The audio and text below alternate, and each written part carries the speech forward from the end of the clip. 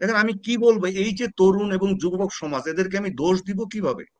আপনার এই ওবায়দুল কাদের সাহেব, উনি তো একজন রাজনীতিবিদ, উনি কিভাবে এভাবে হুমকি দেন? রাজনীতিবিদদের তো এটা সাজে না। আপনার যারা রাজনীতি করেন তারা, তাদেরকে তো সহনশীল সবসময় থাকতে হয়। রাজনীতির কথাটা কি, যে অন্যের কথাবার্তা শুনবেন, আপনার সহনশীলতাটার মাধ্যমে দেশ চলবেন, তা নাহলে স্বৈরাচারী একটা শাসন ব্যবস্থা, ধরেন উত্তর কোরিয়া আর বাংলাদেশের মধ্যে পার্থক্যটা থাকবে কোথায়? শুধু কি কোটা দিয়ে আপনার মেধাবীদেরকে রোকা হচ্ছে? নিরাপত্তা ছাড়পত্র, সিকিউরিটি ক্লিয়ারেন্স, আপনি সরকারি কোনো চাকরিতে টিকলেন, আপনি যোগ্যতা বলেই টিকলেন, এমনকি কোটার মধ্যেই যোগ্যতা বলে টিকলেন, টেকার পরে দেখা যাবে আপনাকে যে সিকিউরিটি গোয়েন্দা সংস্থা যে নিরাপত্তা ছাড়পত্রর যে ব্যবস্থা করছে, সেখানে দেখিয়ে দিচ্ছে কে, যে এই লোকের বা এই যুবকের চাচার অমুকের অমুক, তমুকের তমুক, অমুকের তমুকের বিড়াল, এটার সেটা, উনি বিএনপির রাজনীতির সাথে জড়িত। তো এটা বাংলাদেশ স্বাধীনই হয়েছিল গণতন্ত্রের জন্য। বেগম রোকেয়া বিশ্ববিদ্যালয়ে যেখানে আজকে ছাত্রটি একজন ছাত্র মারা গেছেন, এই যে মোল্লা রহমতুল্লাহ ভাই বললেন, আমার ছোটবেলা কেটেছে, আমার আব্বা কারমাইকেল কলেজের প্রফেসর ছিলেন, তখন রোকেয়া বিশ্ববিদ্যালয় ছিল না, ওইটা কারমাইকেল কলেজ ছিল। আমরা ওখানে খেলে বড় হয়েছি, এবং ওর পাশেই রোকেয়া বিশ্ববিদ্যালয়ের পাশে হচ্ছে cadet college, Rangpur cadet college. আমি রংপুর ক্যাডেট কলেজের একজন ক্যাডেট। আমি সেখান থেকে বেরিয়েছি 1983 সালে এইচএসসি পাশ করে, সুতরাং ওই এলাকাটা আমি চিনি। দেখেন, আমি আমার এই কারমাইকেল কলেজে আমার আব্বা যখন ছিলেন, তখন আমরা প্রায় দেখতাম যে ওখানে ছাত্রদের মধ্যে গন্ডগোল হতো, মারামারি হতো। আমরা দেখতাম কি, যে আমার আব্বারা যারা সিনিয়র প্রফেসর ছিলেন, তারা কিন্তু গিয়ে এই মানে দুই পক্ষের মধ্যে, ধরেন ছাত্রলীগ বা ছাত্র দল বা এই সাথে ওর সাথে মারামারি চলছে, মাঝখানে দাঁড়িয়ে যেতেন, এবং তারা দুই পক্ষকেই মানে মাথায় হাত দিয়ে হোক, বকা দিয়ে হোক, যেভাবেই হোক নিরস্ত করতেন, এবং মানে বুঝে শুনে চলে দিতেন। এবং পুলিশ পুলিশ আসলে পুলিশকে হাত দিতে দিতেন না ছাত্রদের উপরে। এটা আমি নিজে দেখেছি ছোটবেলায়, মানে এই 77-78 সালের দিকে বা এরকম সময়ের দিকে। এখন খারাপ লাগে জিনিসগুলো হয়ে আমার, যখন এই জিনিসগুলো আমি দেখি, যে আমার মেয়ের মতো বয়সী একটা মেয়েকে পিটিয়ে রক্তাক্ত করা হচ্ছে, তখন আমার স্বভাবতই খারাপ লাগে। কিন্তু আমার এখানে আরো কিছু প্রশ্ন থাকে। সেই প্রশ্নটা হচ্ছে যে, আমি একজন সাংবাদিক হিসেবে লক্ষ্য করি যে, যখনই একটা যৌক্তিক কোনো কিছু আন্দোলন বা একটা দাবি বাংলাদেশে কেউ উত্থাপন করে, ধরেন ছাত্ররাই করুক বা যুবকরাই করুক বা রাজনীতিবিদরাই করুক, তখন একটি গোষ্ঠী এসে এটাকে আরেক দিকে নিয়ে যাওয়ার চেষ্টা করে।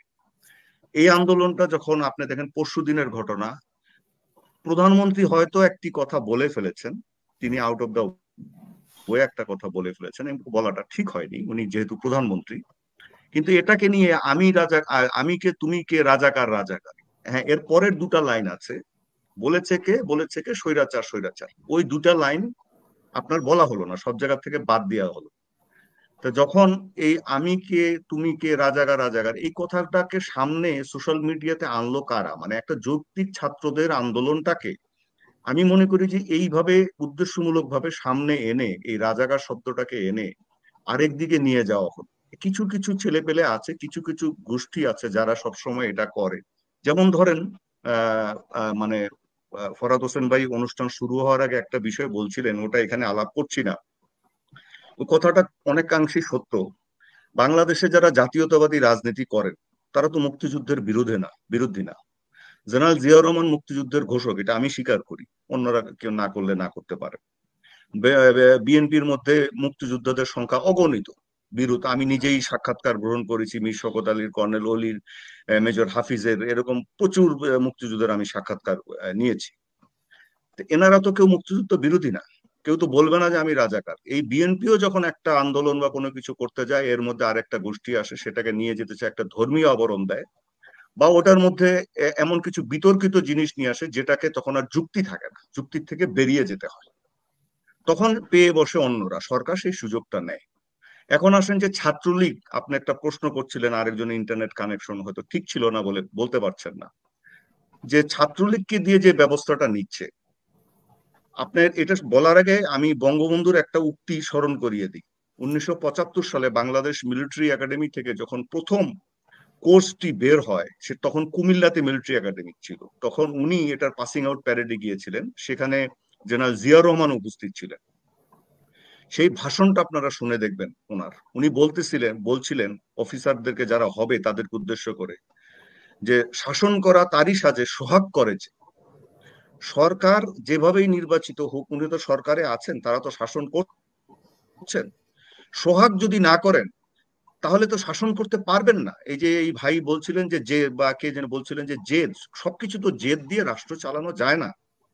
হ্যাঁ, আপনাকে সহনশীল হতে হবে। যখন রাষ্ট্র চালাতে বসেন, কেউ বসে, তখন তার মানে চামড়াটা গন্ডারের চামড়া লাগিয়ে বসতে হয়। মানুষজন কথা বলবেই, মানুষজন গালাগালি করবেই, আপনি ভালো কাজ করলেও বলবে আমি একে ভালো কাজ করেন নাই।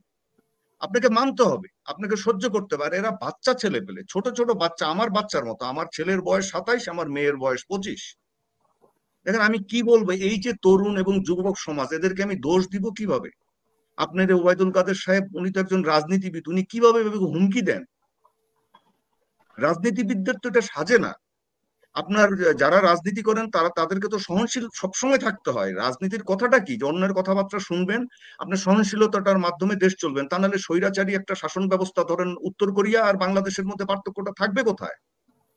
আমরা তো যুদ্ধটা করেছিলাম 71 সালে পাকিস্তানের সাথে, আমাদের সমস্যাটা কি ছিল? একই ধর্মের তো ছিল। জেনারেল ফিল্ড মার্শাল আইয়ুব খানের সময়ে তো অর্থনৈতিক প্রবৃদ্ধি কম হয় নাই।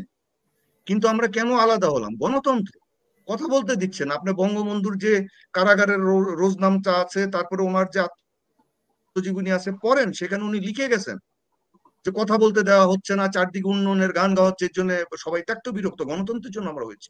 কিন্তু এই যে ছেলেপেলেগুলো আছে, যুবক যারা আছে, যাদের বয়স এখন ধরেন 28, 30, 25, 24, 22, কেউ আপনার ভোট দিতে কোনোদিন জীবনে পারেনি। আমার দুটো সন্তান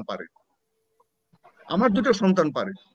এবার একটা মজার ঘটনা ঘটেছে। আমার মেয়েটা স্কলারশিপ নিয়ে ইউকে তে আছে, মাস্টার্স করছে। আমি জানতাম না এই আইনটার কথা। আমার মেয়ে হঠাৎ করে বলল যে আব্বু, আমি কিন্তু এদের সংসদ নির্বাচনে এবার ভোট দিতে পারবো। আমি কিভাবে? ওকে, এখানে যেহেতু আমি স্টুডেন্ট হিসেবে রেসিডেন্ট, আমি অ্যাপ্লাই করেছি নির্বাচন কমিশনে, ওরা আমাকে ভোটার নাম্বার টাম্বার সব পাঠিয়ে দিয়েছে, ও আমাকে পাঠিয়ে দিল সব মেসেঞ্জারে, এবং ও ভোট দিয়ে আসলো ওর পছন্দনীয় প্রার্থীকে। খুব খুশি আমার মেয়েটা, কেন ও কোনোদিন বাংলাদেশে ভোট দিতে যায়নি। এখন এ ধরনের এই যে বাচ্চাগুলা নেমেছে, যারা ইউনিভার্সিটি কলেজ বলেন, যা, কেউ জীবনে বাংলাদেশের রাষ্ট্র ব্যবস্থাটার সাথে নিজেদের পার্টিসিপেট করতে কখনো পারেনি। তাদের একাকিত্ব, হতাশাটা রয়ে গেছে। আপনি যদি এরা ভোট দিতে পারতো, মানে দেশ চালনার মানে ব্যবস্থাপনায় নিজেদেরকে জড়িত করতে পারতো, তাহলে এরা এত হতাশাগ্রস্ত থাকতো না। এটা একটা বিষয়। কোটার ব্যাপার তো আছেই, আমি ওটা নিয়ে বহু কথা বলা হয়েছে, এটা নিয়ে আর বলতে চাই না। আমি নিজে একটা কথা বিশ্বাস করি, যে মুক্তিযোদ্ধা হিসাবে হ্যাঁ, তাদের একটা কোটা কিছু থাকা উচিত, কিন্তু সে তার মানে এই না যে তাদের নাতি পুতি, তারপরে বংশধর, বংশ পরম্পরায় একটা বড় ধরনের সব সময় থাকবে। এটা একটু কমিয়ে আনা দরকার। একটা নির্দিষ্ট থাকবে, যেমন ধরেন নারীদের একটা কোটা থাকে, প্রতিবন্ধীদের একটা কোটা থাকে, এরকম কিছু থাকা দরকার, অল্প কিছু, বাট পুরোটা নয়, যাতে মেধাবীরা বঞ্চিত না হয়। দ্বিতীয় বিষয়টা আসে, শুধু কি কোটা দিয়ে আপনার মেধাবীদেরকে রোকা হচ্ছে? নিরাপত্তা ছাড়পত্র, সিকিউরিটি ক্লিয়ারেন্স। আপনি সরকারি কোনো চাকরিতে টিকলেন, আপনি যোগ্যতা বলেই টিকলেন, এমনকি কোটার মধ্যেই যোগ্যতা বলে টিকলেন। টেকার পরে দেখা যাবে আপনাকে যে সিকিউরিটি গোয়েন্দা সংস্থা যে নিরাপত্তা ছাড়পত্রর যে ব্যবস্থা করছে, সেখানে দেখিয়ে দিচ্ছে কে, যে এই লোকের বা এই যুবকের চাচার অমুকের অমুক, তমুকের তমুক, অমুকের তমুকের বিড়াল, এটার সেটা, উনি বিএনপির রাজনীতির সাথে জড়িত। তখন ওই লোকের, ওই ছেলেটার সিকিউরিটি ক্লিয়ারেন্স, নিরাপত্তা ছাড়পত্র বাতিল, মানে তার তার সিকিউরিটি ক্লিয়ারেন্স বাতিল হয়ে যায়। সে আর চাকরিটা করতে পারে না। বিসিএস এ বলেন, যে কোনো চাকরিতে বলেন, আপনার পুলিশে বলেন, সমস্ত জায়গায় এই ঘটনা ঘটছে। এখন তো এমনও ঘটছে, আমি বলতে চাই না, বললে আবার অনেকেই আমার উপরে এমনি খেপা, আরো বেশি খেপে যাবেন, যে চাকরি সমস্ত কিছু পাশ করেছেন, সমস্ত কিছু করেছেন, তারপরে বলছেন যে না, ওনার বাবা বিএনপির রাজনীতির সাথে জড়িত, ওনাকে নেওয়া যাবে না। নিচ্ছে না ছেলেটাকে।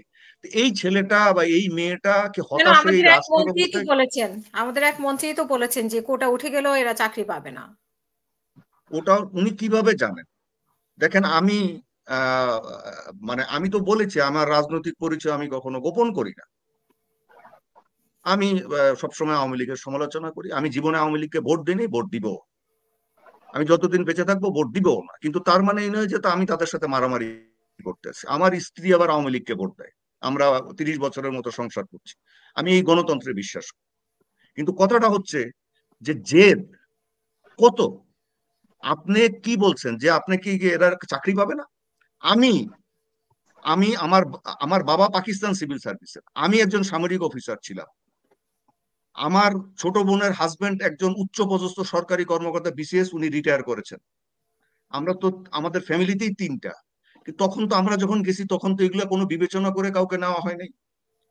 আপনার এখন কি হচ্ছে, তখন দেখা হতো যে ফ্যামিলির মধ্যে কোনো ফৌজদারি অপরাধ আছে কিনা, সে কোনো মানে ড্রাগ এডিক্ট ছিল কিনা, এগুলি দেখা হতো। এখন দেখা হচ্ছে কি, শুধু রাজনীতি, আওয়ামী লীগ করে শুধু কিনা রাজনীতি, বিএনপি করে কিনা। প্রমোশনের ক্ষেত্রে, আপনার চাকরি নেওয়ার ক্ষেত্রে। উনি বললে তো হবে না।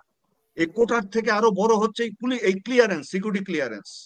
সিকিউরিটি ক্লিয়ারেন্সের নাম করে হাজার হাজার ছেলে পেলেকে চাকরিতে নেওয়া হচ্ছে, এমনকি ব্যবসা করতে দেওয়া হয় না অনেক জায়গায়। আপনি টেন্ডার করতে পারবেন না, আপনি ধরেন কোন সরকারি প্রতিষ্ঠানে যে ঠিকাদার হিসেবে নিজের নাম এনলিস্ট করবেন আপনার কোম্পানির, সেই সিকিউরিটি ক্লিয়ারেন্স আপনাকে দেওয়া হবে না। আমি নিজে ক্ষতিগ্রস্ত একজন, আমার কি কি ক্ষতি হয়েছে আমি পার্সোনাল ব্যাপার আমি বলতে চাই না, আমি প্রচন্ড ক্ষতিগ্রস্ত। আমার মানে এগুলো আমি সহ্যের বাইরে চলে গেছে, বাট আমি ধৈর্য ধরে আছি। আমি জানি না কতদিন এরকম করে ধৈর্য ধরে থাকতে পারবো। আমি নিজে একজন ভুক্তভোগী।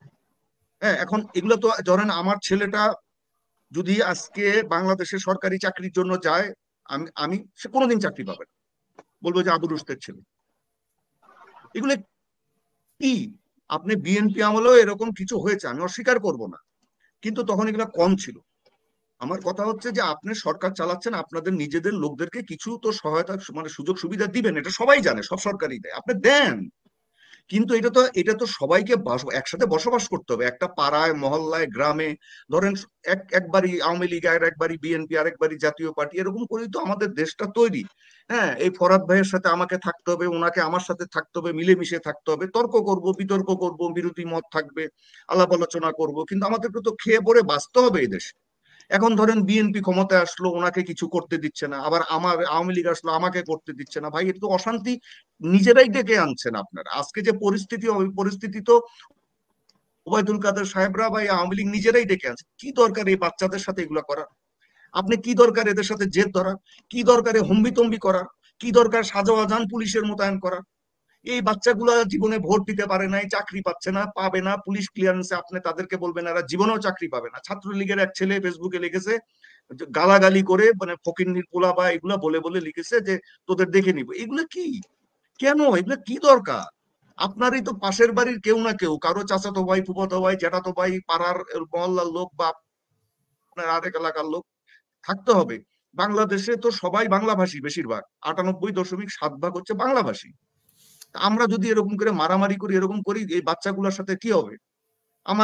আপনাদের কি বাচ্চা কাচ্চা নাই? আওয়ামী লীগের লোকজনের কি বাচ্চা কাচ্চা নাই? শুধু আপনারাই চাকরি পাবেন, আপনারাই সারা জীবন দেশ চালাবেন, আপনারাই সবকিছু করবেন, আবার ধরেন একসময় বিএনপি আসলো, বিএনপি সবকিছু করবে না? কোন অন্যায় মেনে নেওয়া যায়?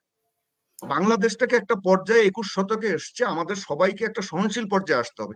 আপনি ছাত্রলীগের হাতে অস্ত্র তুলে দিচ্ছেন, প্রকাশ্যে রাস্তায় দাঁড়িয়ে গুলি করছে, এগুলো কি? আপনি কথায় কথায় তো অন্যদেরকে নাজেহাল করেন, আর গ্রেপ্তার করেন, পুলিশের মামলা দেন, ছাত্রলীগ এটা তো দেন। করছে করছে মানে পুলিশের ভূমিকা কি? পুলিশ তো, আমি একটা সাক্ষাৎকার দেখলাম, এগুলো কি বলবো, তাদের কি এগুলো ভূমিকা কোন তারা নিজেরাও নর্মসের বুঝতে পারে মধ্যে, না। এগুলো কোন নর্মসের মধ্যে পড়ে? দেখেন, আমি মার্শাল ল ডিউটি করেছি যখন আমি আর্মিতে কমিশন পাই 1985 সালের 20 ডিসেম্বর। বর্তমান সেনাপ্রধান আমার কোর্সমেট, নৌবাহিনী প্রধান, বিমান বাহিনী প্রধান, এরা তিনজন আমার কোর্সমেট, আমরা একসাথে কমিশন পেয়েছি। আমরা তো মার্শাল ল ডিউটি করেছি। এরশাদের মার্শাল ল ডিউটির সময় আমরা কোনোদিন এগুলো এরকম অবস্থা দেখি। ধরেন আমি ডিউটি করতে গেছি, আমার কমান্ডিং অফিসার বলে বলে দিয়েছেন যে দেখো, ওখানে গিয়ে কিন্তু যদি ছেলে পেলেদের মধ্যে যে গন্ডগোল, থামাবার চেষ্টা করবো, ওখানে বেশি উস্কানি দিবে না। হ্যাঁ, মার্শালের সময় অনেক কিছু হয়েছে সে সময়, কিন্তু এরকম দেখি নেই যে মানে পুলিশের সাথে গিয়ে আপনার আপনার ইয়েরা দাঁড়িয়ে, ছাত্রলীগের ক্যাডাররা দাঁড়িয়ে গুলি করবে। এটা কেন? আমার কথা হচ্ছে, আওয়ামী লীগ একটা বড় রাজনৈতিক দল, বাংলাদেশের মুক্তিযুদ্ধের তারা মানে অগ্রণী মানে সৈনিক, তাদের এটা করার কি দরকার? হুম। তাদের তো এমনি একটা জনভিত্তি আছে।